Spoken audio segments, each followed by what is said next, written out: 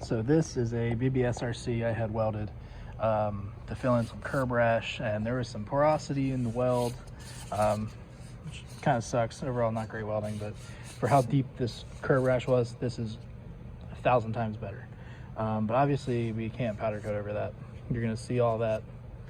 There's a couple other spots over here, little divots and stuff, a little divot there. So you need to fill it with something. So you can use JB Weld, that kind of stuff. We're going to use lab metal that's actually designed to be powder coatable.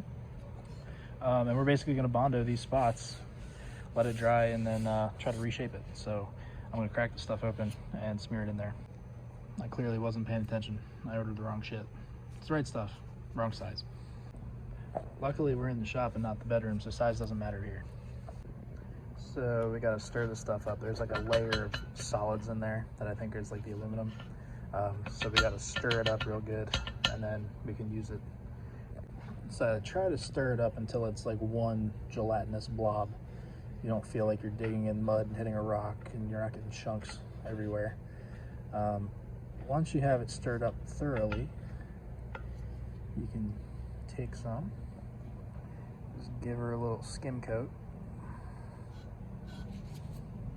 And with this stuff, you want to try not to have a ton of excess because you have to sand it back off.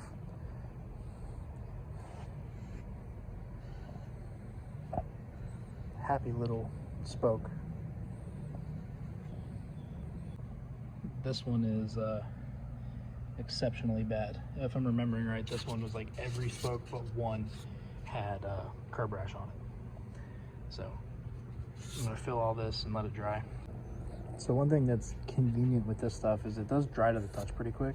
So you can actually go through, I would wear gloves, but you can go through and kind of buff the excess off. Or like here, we're trying to fill pinholes. So you can just take your finger and just kind of rub through it. And if you look, you can see where the pinholes are. It'll still need to be sanded, but it left the pinholes full, kind of like if you were guide coating a primer and you're sanding it, you're using the guide coat to find your low spots. That's basically what we did there. So once you're done, you can let this dry and then smack it with a hammer and it'll come clean. You're supposed to top this off with lab solvent that you should buy separately.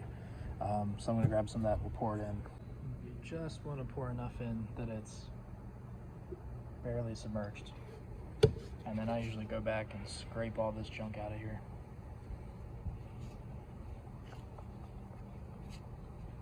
So I'm going to clean that up. After like 24 hours, this should be rock solid. You can come back and sand it. Normally I'd use a DA, but these have some curvature, so I have to kind of use my sandpaper to keep the curve. I don't want to flatten it out. Then once you have it back to the correct shape, you are ready to go. You will have to prime it if you're doing a light color. Sometimes you'll see the primer or the filler kind of bleed through on light colors. So quick primer, you're good to go. Thanks for watching.